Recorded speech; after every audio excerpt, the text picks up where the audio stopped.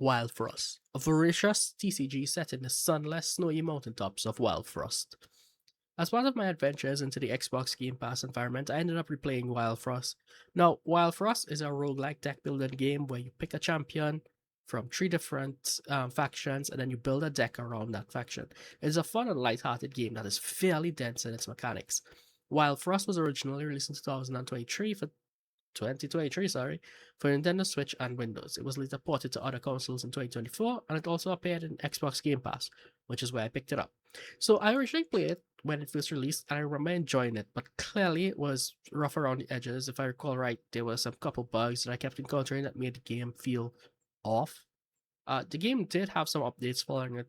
However, I only picked it up back when I was browsing through the Xbox Game Pass catalog, and I discovered it there. I decided to play it because I wanted a casual game, and it stuck out to me much more than it did before. It's like 6 pages. The game is fairly light on story and lore, but mostly it's about vanquishing the evil that has taken root in a very, very snowy world. Lore pieces are given to you very sparsely, and with only about 6 pieces of lore that you collect throughout the game. The core mechanics of the game comes in its roguelike mechanics, and its very complicated interactions. I didn't manage to complete a run in the game, only for the game to absorb my deck that I built to win, and then give me a new goal of defeating the deck I created. It was a bit disappointing, honestly. I did spend close to like 10 hours getting to that point where I was playing mostly casually, especially since my Xbox Game Pass is now expired, and I won't be reading it for a while. And that's something I do think you'll need to consider. The game very much wants you to pour more time into it, though. And I suppose that's what you should expect from a roguelike game. Every time. Each run begins with you selecting a champion from one of the three factions. Each of these champion cards are randomly generated, and it's up to you to then build decks around its strengths and weaknesses. Once you select a champion, and by extension a faction, you get to pick your first three companions. These can be increased later in the game. You usually have to complete quests in order to unlock more on different companions. The game will give you a starter deck based on the faction you pick, and it will toss you out into the map. Here, you'll follow a linear set of battles, often just branches off to collect coins or other cards, new stores, or other characters that offer you anything from power-ups to deck customizations. Each battle plays out with you dropping your champion on the board and drawing a hand of cards. You are typically only allowed one card play per turn. Each card on the board has a countdown timer. After X turns, the cards proc, i.e., activate, and either attack, cast, spell, or effect, or both. There are a large number of variations and effects, and if you attach charms to the cards, you can modify the cards with different power-ups, expanding a card's power or severely weakening it. Not only do you build a deck, but you effectively build each of your cards. This game has a mechanic known as charms. And when you equip those charms to a card, a maximum of 3 charms per card, you cause your card attacks to gain new powers. Doing both of these in tandem is how you ultimately will be able to conquer the board and battles, even though they become increasingly more and more unfair. In battle, there are 6 slots spread across 2 rows for both you and your enemy.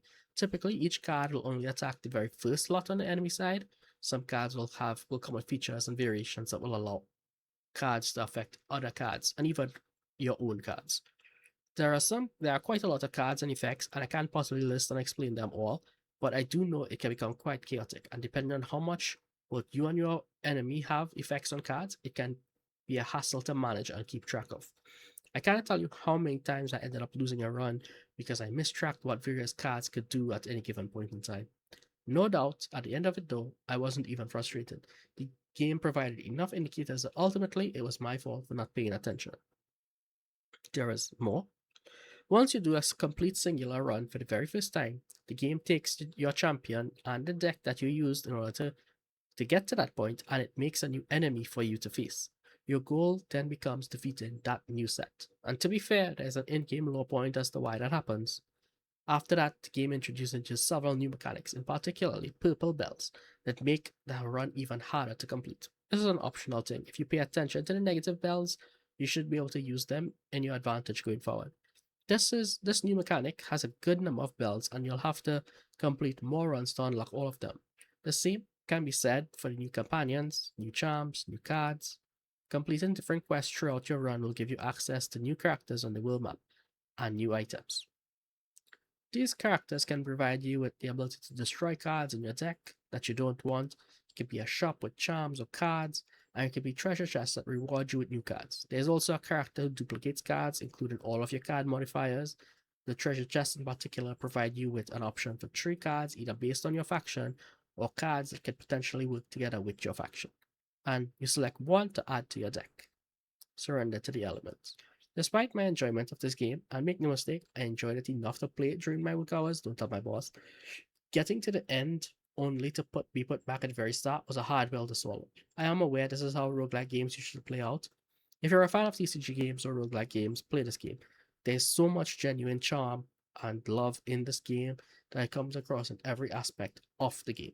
And the truth is, even though I only managed to complete one run, I am looking forward to picking it back up once I renew my Xbox Game Pass subscription.